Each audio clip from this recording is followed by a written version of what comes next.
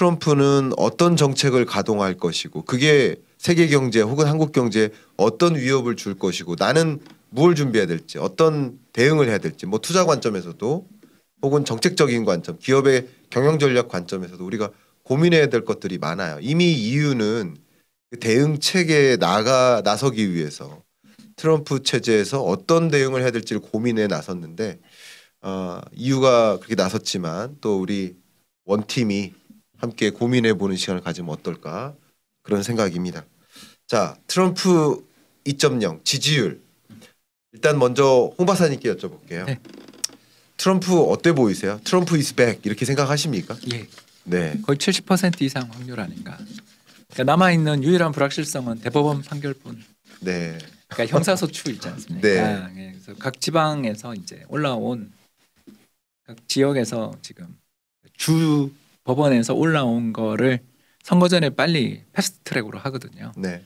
그 판결이 대법원에서 이루어지는데 아시겠지만 대법원 판사 중에 대부분이 그 트럼프 시절에 임명된 분들이에요.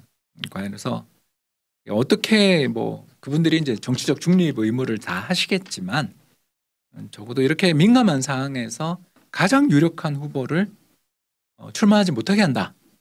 이건 또 되게 부담스러워 보이는 판결이어서 그렇기 때문에 다음 정부는 트럼프 2기가 될 가능성이 70% 이상 아닌가 그렇게 보고 있습니다. 높아졌다. 전소정님은 혹시 어떻게 보십니까? 유명한 뭐 그 선거 판정할 수 있는 뭐 구호 하나 있죠. 네. 그 바보의 경제야. 그래서 최근 80년 이후에 최근 40년간 그 미국의 GDP 성장률하고 선거 결과를 보면 2% 미만 성장했을 때 집권 여당이 이제 한 번도 없어요. 그래서 금년도에 뭐 누가 봐도 미국이 2% 이상 한다는 예측은 없어요. 그러면 방금 홍 목사님 얘기하신 정권이 바뀐다. 그거는 뭐 빅데이터는 그렇게 얘기를 하고 있죠. 그렇죠. 경제적으로 어쨌든 어려운 국면에서는 국민이 현 정부에 대해서 그 어려워진 배경을 다 정부 탓으로 돌리는 경향도 강하기 때문에 그게 정권 교체에 대한 필요성으로 좀 인식될 가능성이 있어 보이지 않을까. 더군다나 트럼프가 소위 마가라는 이 미국 경제를 혹은 미국을 다시 그레이트하게 만든다라는 그 어떤 구호에 더 열광하는 모습이지 않나 이런 생각을 좀 해볼 수 있을 것 같습니다. 자, 그러면 트럼프가 될 가능성은 좀 높아 보인다라고 진단을 하셨으니까 그러면 트럼프가 재선에 성공하고 2025년에 47대 대통령으로 다시 등장했을 때 어떤 변화가 전개될까라는 것을 좀 들여다봐야 됩니다. 근데 그 중에서 첫 번째가 이제 대외 거래 관점. 주로 이제 미중 패권 전쟁이나 혹은 뭐 관세나 비관세 장벽을 도입해서 EU와 싸운다든가 뭐 아니면 한국에게도 보편적 관세를 높게 부과한다든가 이런 대외 거래 관점에서의 우리가 중요한 관전 포인트가 있는 것 같습니다. 어떻게 생각하십니까? 그 10% 일률 관세가 비전 47에 제일 먼저 와 있습니다. 네.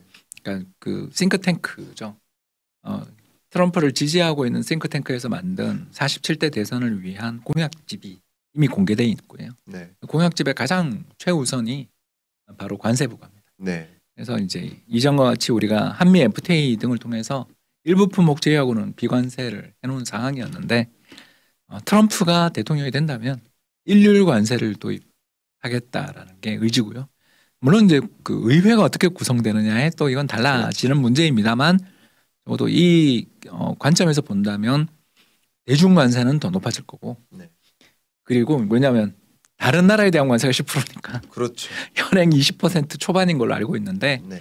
그 정도의 관세보다 더 세게 올리겠죠. 네. 이 정도의 정책들은 거의 기정사실이 아닌가. 그 사람이 대통령 됐을 때는 그래서 전 세계 교육 입장에서 본다면 상당히 부정적 효과를 가져올 가능성이 있고 특히 그 블룸버그의 그 밑에 계열 연구소인 블룸버그 이코노믹스에서 만일 미국이 초법적으로 대통령령 등을 통해서 시행령 통해서 주요 국가의 관세 부과를 10% 한다면 다른 국가도 미국산 상품에 대해서 10% 관세를 부과할 가능성이 높다라는 가정에서 미국의 GDP 충격을 계산해 보니까 0.8% 정도 마이너스가 나더라고요. 예, 왜냐하면 상대적으로 그 나라는 내수가 크다 보니까 그거밖에 손실이 안 나는데 이제 우리나라 같은 경우는 이제 문제가 되겠죠. 그렇겠네요. 자, 그러면 이 관세율을 높게 부과하는 뭐 이미 47대 대통령이 될 것처럼 이제 공언하듯이 보편적 관세를 도입하겠다라고 이미 공언해 왔기 때문에 대외 거래 여건이 굉장히 불안해지는 극단적 보호무역주의 시대로 가는 게 아닌가 걱정이 되는데 당시에도 트럼프 당시에도 행정부 때 워낙 중국에 대한 관세를 뭐 정말 끌어올렸죠. 18, 19, 20년까지 쭉 끌어올렸죠. 그 높은 관세가 아직까지 어느 정도 유지되고 있는 모습인데 미국이 현재 도입한 관세율이 평균적으로 한 1.5에서 3%로 왔다 갔다 하더라고요. 이걸 10%까지 끌어올리는 과정에서 특히 대중관세는 또 얼마나 끌어올릴까 뭐 그런 생각을 좀 안 할 수가 없습니다. 어떻게 생각하십니까? 저는 지금 트럼프가 60% 보복관세 또는 10% 일괄관세는 그냥 드라이브 샷이다. 네. 선거용 그 아젠다일 뿐이지 네. 실제로 액션 들어가기 어렵다고 저는 보는데 트럼프는 정치인이기 전에 장사꾼이고 방송국에서 오랫동안 이제 앵커를 하면서 이 사람의 심리 읽는데 아주 도 같았어요. 네. 그래서 지금 이제 당내 대선 경선에서 압도적인 우위를 가지려면 막말 대잔치를 통해서 이게 표를 모으는 것이 가장 중요한데 중국의 보복관세 25% 때려서 무역수지 흑자가 줄었냐? 준 적이 없어. 2019년만 줄었고 계속 늘어났어요. 사상 최고치를 갱신한 무역 전쟁 그 효과 없다는 거죠. 그거는 월마트 이펙트를 보면 돼요. 월마트에서 파는 물건의 46%가 메이드 인 차이나이기 때문에 거기서 60%를 때리면 3억 2천만 명이 쓰는 거대한 이제 일상용품을 최저 가격으로 공부할 수 있는 나라가 있으면 대박이지만 없으면 미국 소비자들의 이 비용만 올라가는 거죠. 그래서 제가 볼 때는 이 트럼프의 성격상 뭐 우리 그렇지 않습니까? 바이든 이제도 뭐 이제 대중국 정책은 똑같이 갈 거라고 그러는데 달랐죠. 바이든은 집권하고 나서 단 한 번도 입에 보복관세, 통상 뭐 무역 이런 걸 입에 올린 적이 없어요. 오로지 기술로 갔죠. 그래서 트럼프의 무역 전쟁, 바이든의 기술 전쟁인데 이번에 트럼프가 얘기하는 거 보면 아주 심플하게 보여지는 게 있어요. IRA 폐지하겠다. 제가 볼 때는 이 트럼프가 바이든에 한 정책을 그대로 수용한다. 그건 있을 수 없어요. 바이든 역시 트럼프 정책 하나도 인수를 안 했고 그래서 제가 볼 때는 새로운 전쟁은 기술 전쟁은 절반만 하고 나머지 새로운 전쟁으로 간다. 기술 전쟁은 지금 미국과 중국이 전쟁하는 것은 배터리하고 반도체 전쟁인데 배터리 전쟁은 포기. 그 대신 반도체는 그냥 갈 거고 그리고 제3의 전쟁은 제가 볼 때는 미국이 중국을 한 방에 꿰를 수 있는 결정적인 편은 금융이에요. 그래서 제가 볼 때는 트럼프의 집권에는 금융전쟁을 준비를 하는 것이 맞는 것 같고 아까 홍 박사님 얘기하셨지만 트럼프가 어떤 사람인데 앞으로 1년 뒤에 집권할 정책 공약을 지금 낸다고 하는 것은 그 바보가 아닌 이상 상대가 대응 전략 짤 거고 분석할 거고 대응 논리 다 만들 건데 그걸 인터넷 홈페이지에 다 올린다? 그거는 제가 보는 쇼. 정말 하고 싶은 것은 다른 데 있다는 거죠. 그래서 그걸 놓고 보면 제가 볼 때는 기술 전쟁의 강도는 절반으로 줄어드는 대신에 낮춰주는 것만큼 더 강화시키는 것이 있을 건데 그게 제가 볼 때는 금융일 것 같아요. 그래서 우리가 조금 생각해 봐야 되는 것은 1985년에 일본이 미국과 똑같은 전쟁을 했단 말이에요.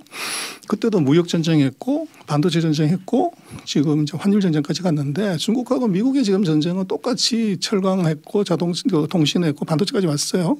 그럼 다음에 무슨 전쟁할래? 다시 무역 전쟁으로 돌아간다? 그것은 맞지 않고요. 그래서 이제 재미난 것은 1985년에 일본하고 전쟁을 했을 때 거기 협상의 부대표가 로버트 라이트하이저였어요. 그런데 아직도 트럼프의 중요한 스텝으로 지난번에 무역 대표로 왔던 라이트하이저가 있어요.